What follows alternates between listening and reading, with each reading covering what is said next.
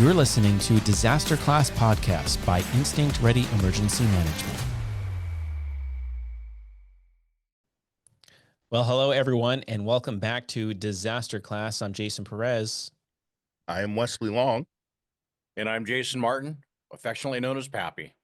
Awesome. We got the three amigos here today. Yes. This is going to be fun. So,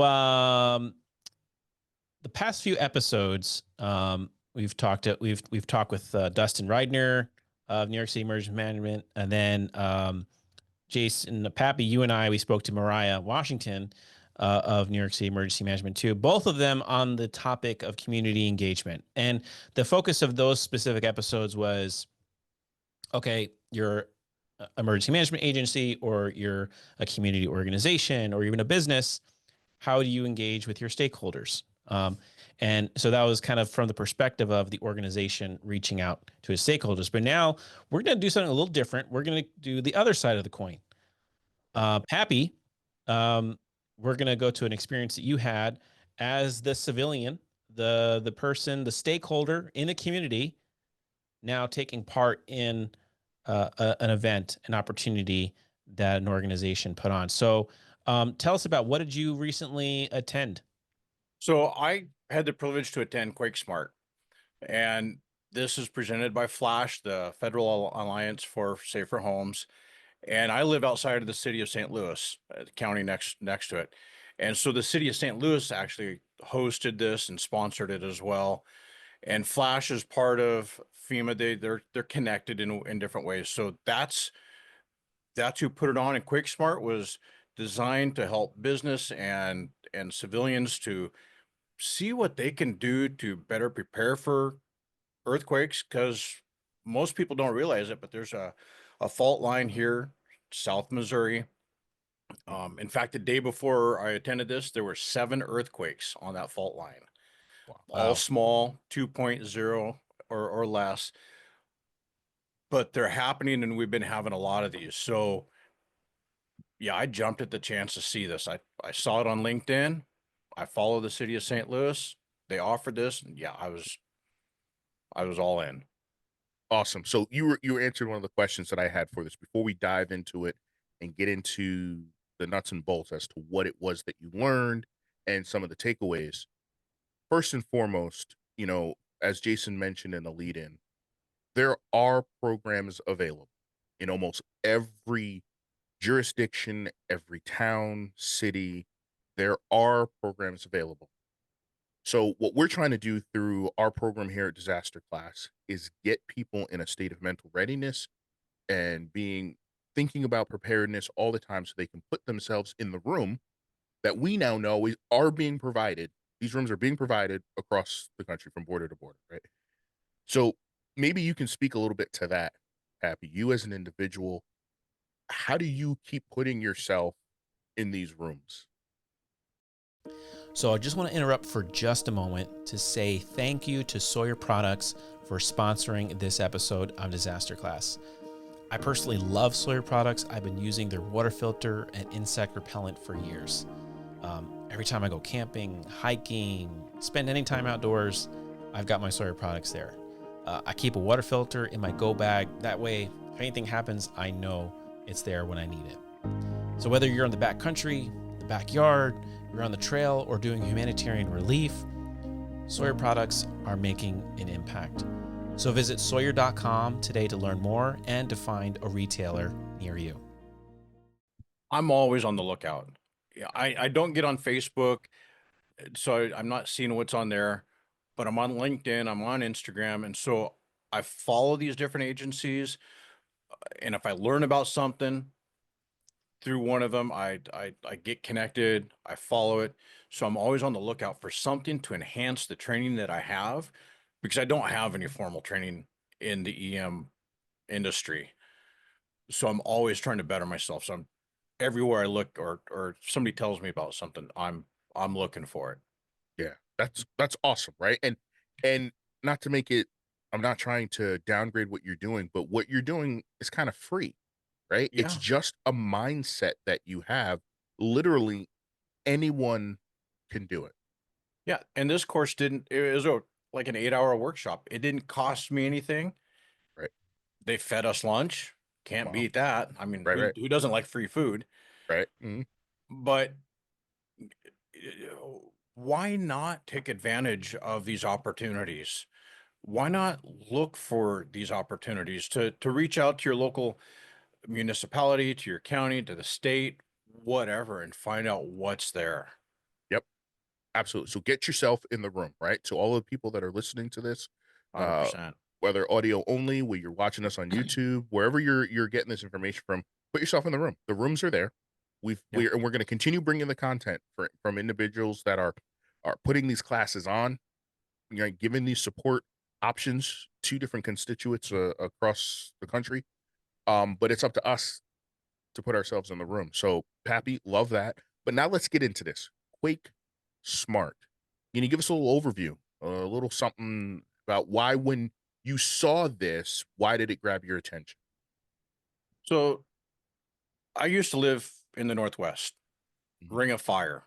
So, earthquakes are common there. But here, the town is older, a lot of the infrastructure is older. I wanted to see how it was going to be presented for the locale that I'm in. What specifically are they focused on here in the St. Louis area so that I can be more aware? Yeah, I've prepared myself and my family to the knowledge that I have, Mhm. but what specifically about this area? So that's what I was looking for when I signed up. I wanted to know who's doing what and how can I be of assistance in there? What can I do to make it better? And that was huge. Nice, really nice. So what are the things? Some of the things you learned. Now, obviously, this discussion can't take the place of someone in their local area going through the 8-hour workshop, but maybe some highlights. What are some of the things that you appreciated? Sure. So this QuakeSmart workshop focuses on 6 S's: staff, space and systems, structure, surroundings, and service. And even though it's more focused for building or for businesses rather, it it helped us to appreciate as a business owner or just a manager in a business, what can you do to help your employees become better prepared while they're at work? And they said that one of the things they highlighted is that when you do that, those employees tend to take that home and they do that for themselves, they do that for their families, they do that for their friends. So it builds that momentum to get everybody prepared. So I really appreciated that. And then it talked about the space and systems. So inside your building. Mhm. So what I was looking for is what can I do to make my home a Right. better place, more secure in an earthquake. They talked about, you secure file cabinets like I have back behind me, or bookshelves, or Mhm. TVs, and things that we all have in our homes. Some of them come with these straps that when you buy it in the box, there's this little strap you attach it to a wall, and some people just put it into the drywall. They don't think about an anchor in there to put it securely. And they highlighted the the dollar value of the loss that a business suffers Mhm. when they don't do these things. You think about in our homes, we've a computer, a monitor, or whatever. A business having tens or hundreds of computers and systems, or even the mechanical systems in the business in the home. So that really struck a chord with me because I'm really bad about securing stuff. My file cabinet, it's heavy, it's not going anywhere. Well, I've got a Mm. printer on it and some other things, and those things can fall over. Mhm. So it gave me some ideas about that, and they highlighted some really good tools that are beyond just the little fabric strap or that they include in the boxes when you buy something. So it gave me some Yeah. ideas about that. And then Really the cool. structure itself, they had an individual from Simpson Strong Tie come in and talk to us. And the tools that they produce for securing a business, and even in a renovation, not of us, all of us are building brand new homes. So what can you do with your home to make sure that it's stronger and it can sustain something, uh, like in an earthquake? And then outside the buildings, what's outside? What can we do to make, the outside safer? But what really impressed me was the service aspect of it. And that's where I really came in, is because it talked about joining CERT or um, other volunteer agencies in your area and getting connected with them so that you can be of a better assistance to your neighborhood. So I just want to speak to, because you talked about how kind of the focus was a little bit more towards business, and that is actually a topic I want to get more into on disaster class. Speaking to business owners and managers of companies, there was some interesting statistics that in some of the materials that you shared with me that is just really mind boggling. Thinking about the impact of a disaster on a business and why some of these, like some of the things you're talking about, are not very complicated. They don't require a whole lot of effort. Take some forethought, but why are some of this so important? Well, one of the statistics they shared was immediately following a disaster, 40% of small businesses won't reopen. Yeah. 40%.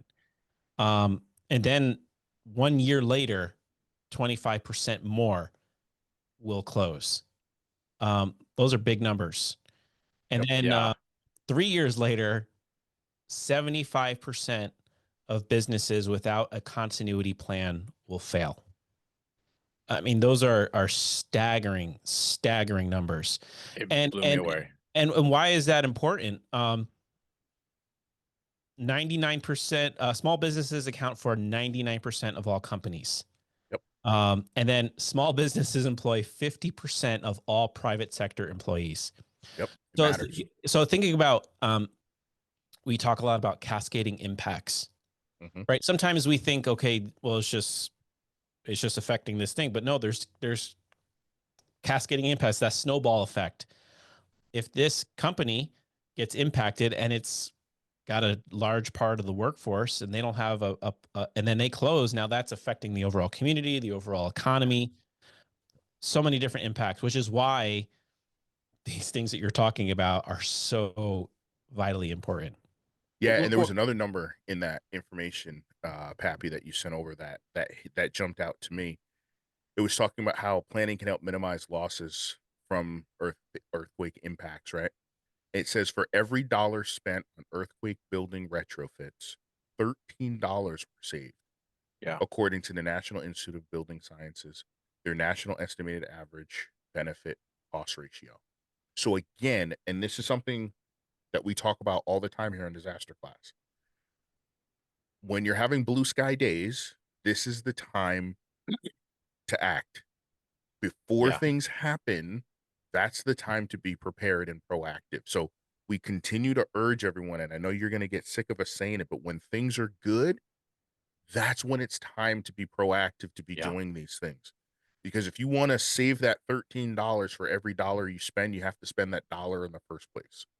And that's not during a disaster. You got to do that well before something negative happens. Make a plan, stick to it, bring it to life, and then you're going to reap the benefits of that on the back They highlighted that a lot throughout the day. end. And Jason, just to go to your point, look what COVID did to all these businesses. Yep. Yeah. Yeah, granted, they're shut down for whatever. We had the lockdown. People weren't supposed to be out and about, so businesses shut down temporarily. But look how many closed permanently because of it. Yeah. A lot of them had to adapt to a new business model as far as deliveries. Deliveries went up astronomically. But so many small businesses, they couldn't withstand it. They didn't Yeah. have the resources. So Yeah. yeah, it the after effects are huge in any disaster. Mhm. And just so people know, if we're using some terminology that maybe you're not familiar with, but when we think about emergency planning, and since we're kind of talking about business now, I'll just go into my little my rant. Uh-oh. But Time for the soapbox. my soapbox time. Yep. But a lot of times when we think of an emergency plan, we think of the fire, right? We think of like something dealing with life and property. But for a business, being able to manage your operations to make sure that your critical, your essential functions as an organization can continue despite interruption Huge. is huge. You know, you're in business to make money. You're in business to provide, you know, pay your employees and think about, you know, the primary mission of your business or your organization. Well, if you don't have a plan to make sure that those operations keep going, if there is an Right. interruption, well then, you know, that's, you're only setting yourself up for failure. And this is what the big companies are doing, right? Sometimes we're like, well, I'm a small business, you know, big companies have money to throw at this, which is true. But some of these they take this seriously. Some of these large, and I do want to dive into some case studies in the future of some specific large companies that have a robust continuity of operations program. They Hmm. take it seriously, and as a result, when stuff happens, they They're can ready. continue. They're ready to go. So Yeah. So, just a little Jason, I want to soapbox put you on there. the spot. I want to put you on the spot. I Oh, love you a know I love curveball, that. so get my pitching arm ready. We're gonna come in with a curveball here. Um, so you just talked about some of the difficulties sometimes that small business owners have. I'm hoping you can comment, put into words some of the things, some of the challenges that we run into as Instinct Ready Emergency Management.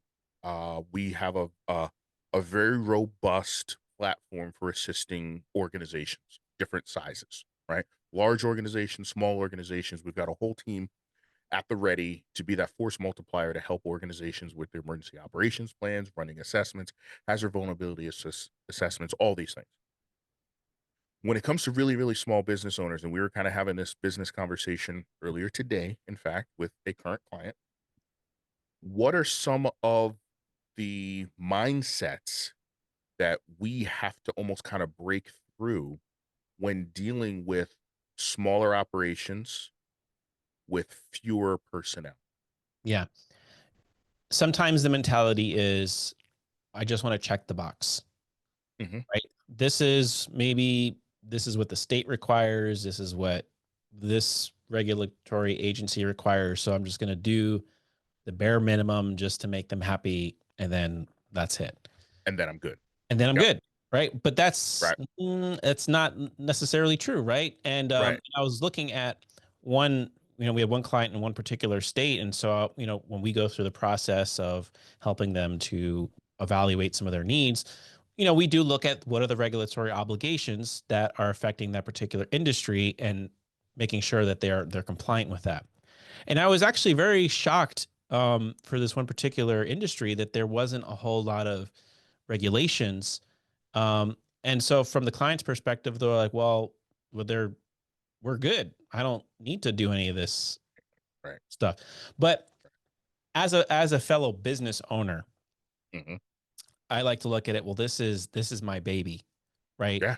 Looking at it, okay. Sometimes we look at, okay, yeah, businesses, it costs money to make money and trying to manage your expenses and all that. But um, there's things out there that are threatening your baby, and you've put a lot of blood, sweat, and tears into building this thing. Make sure it's protected. And that's the whole Yeah. point of business continuity planning. Yep. It's not checking a box. It's all Hmm. about how can we keep you in business? That is Yeah. the goal of continuity planning. Okay. So, okay, you handled that curveball pretty good. All right, I got another. Another mindset, sometimes that it's a challenge for us to address is as a small business owner, and we're all small business owners here. We've built something from the ground up before. As such, you got to wear a lot of hats. We always talk about that, especially at the beginning. You're wearing all of the hats. You're responsible for everything. So a lot of times when we're dealing with small businesses, they think, well, as far as a continuity plan comes into play, I'll be there. Right. So now what is the challenge with that thinking, Jason? Yeah, and that's true. And it's, you know, especially when you are a business owner, you're so used to having your hands in so many different things. And because it's your business, it's your baby, you're making sure that things get done. Mhm. But now take yourself out of the equation. What if you're not there? What if you're not there? Um, does your staff have the capabilities to be able to get what needs to be done if you're not there, right? It doesn't take much, right? I mean, even if it's just something you're going on a vacation, what Right. hopefully you're taking some time for yourself and relaxing. But what if something 100%. happens and you're not there? You don't Physically. have Yep. communication abilities or whatever, right? Or Hmm. or God forbid you're hurt, you're You're injured, you're sick, incapacitated. you're incapacitated. Yeah. Now what happens to your business and your organization? So we have to be proactive. We kind of have to be thinking about all the different variables, and then being able to put some trust in your staff, and then give them the tools and the educating, preparing, and equipping them to be That's able it. to handle That's it. that While you're situation. not there. And then now we'll bring it back to you, Pappy. Same thing on the family level. If you, as an unbelievably prepped individual, you're so vigilant all the time, what's the value of that for your family if during the situation you're incapacitated? So Yeah. it's incumbent on you to then what? Not just take the information for yourself, but to what? I got to share it. Gotta I share. can't keep it, you know, and as a family, we do, because there's 7 of us that live in my house. Yeah. And, fortunately, no little kids that I've got to worry about, but Yep. we've got a dog. So Yep. the dog's got his own go bag. He's ready to go. Our shelter in place Yep. stuff has got him involved in that as well. But everybody else needs to know and understand, okay, how do we shut the gas off to the house? Where's Yep. the tool? Where's the wrench to do it? Hmm. How do we shut the water off? Same kind of things in a business. Those things have to be addressed. They're Yep. addressed here. What are the dangers? Okay, if I keep it to myself, the old school thought is nobody can do it as good as I can, so I'm just gonna Right. Do everything. it. It can't be that way. Right. I'm not going to benefit anybody else by keeping all this information to myself. So, Right. you know, my wife, my kids, everybody, we all know what to do, where to go, what needs to be done, and we run through it a couple times a year. Oh, beautiful. So that everybody knows. And if Yep. circumstances changes as far as like reunification, Hmm. you know, I, I'm here at home all day working, but other members of the family are in different areas.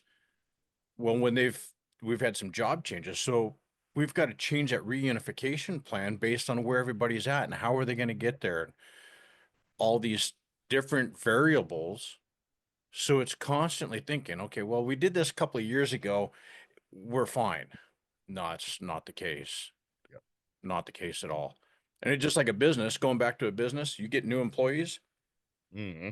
they've got to be trained and taught too. You can't just, Right. here's the document, we wrote it up 10 years ago.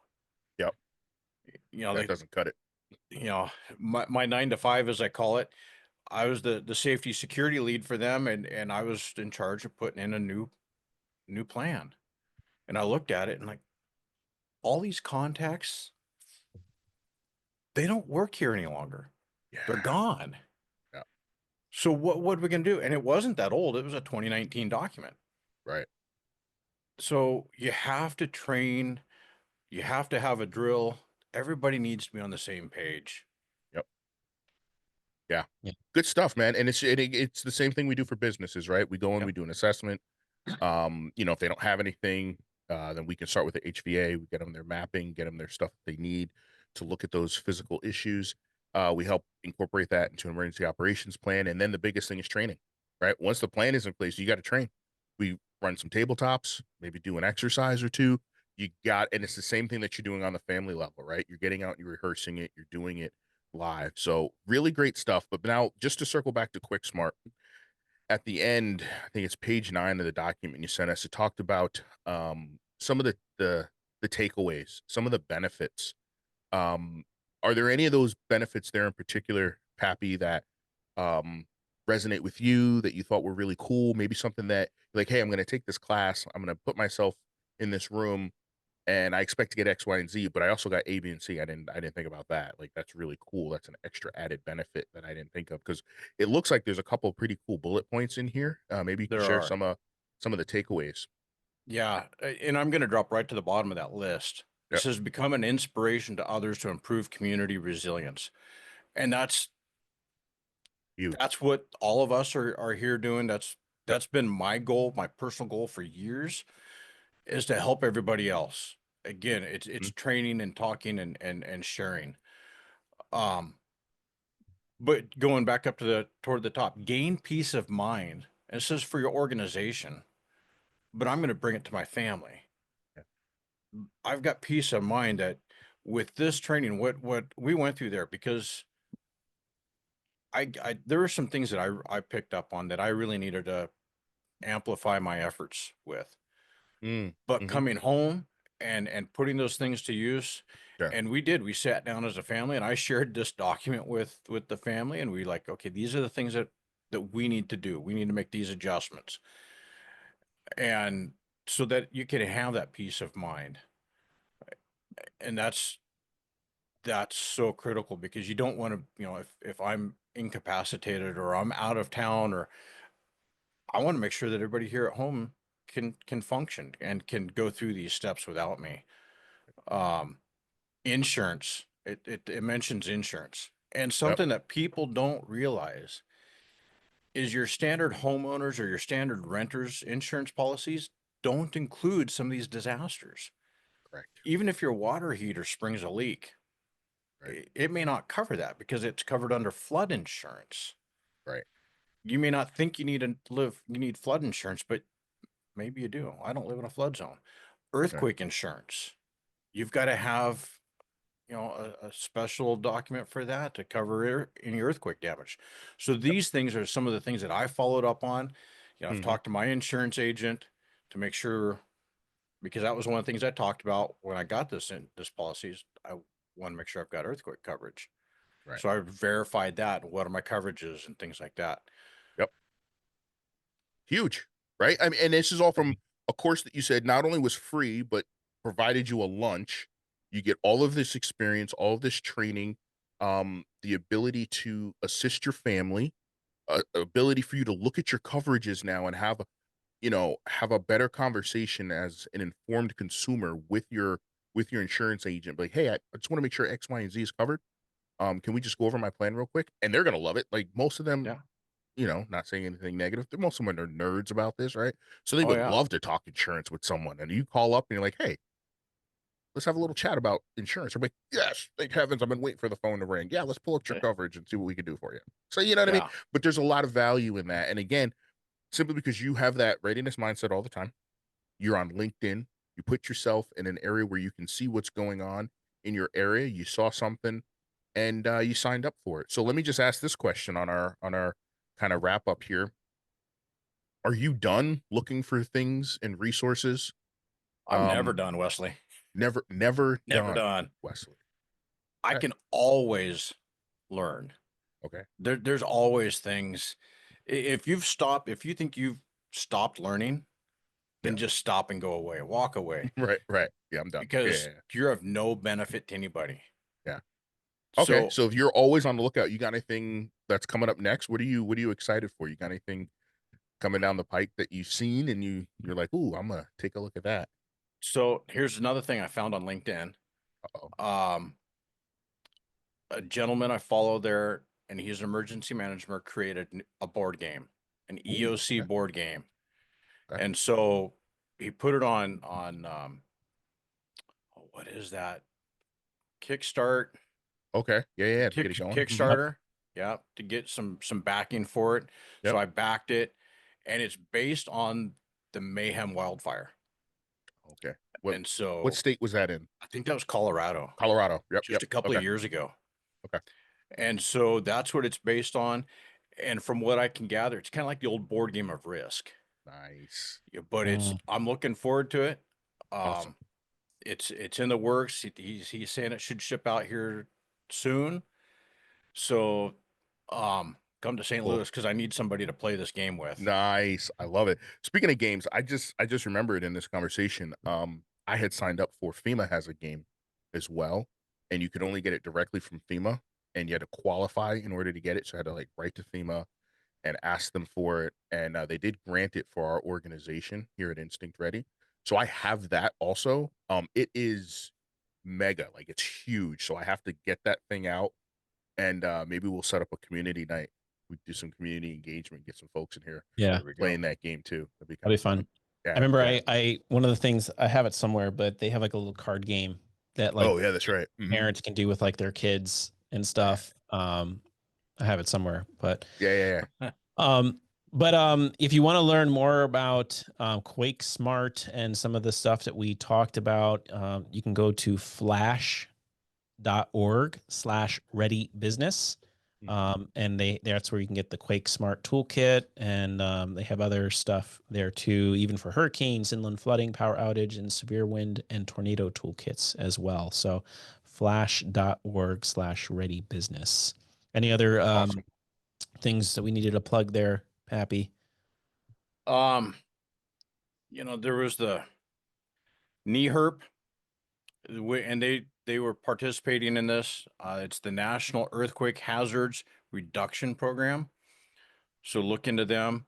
As they were partnered up with putting all this information together. Cool. But look at your local municipalities. Look at your That's it. local government, cities, counties, states. Look for the SEMA for your local area, CEMA. Do everything you can. Yeah. You don't have to be a professional in the industry hmm to better yourself, to better your families. Share it with your neighbors. Yep. Yeah. And I think you even mentioned the QuakeSmart event. They also mentioned CERT again Yeah. about another recommendation for individuals. So we're going to keep pushing that. Join your local CERT. And if you guys don't have a local CERT, you can start one.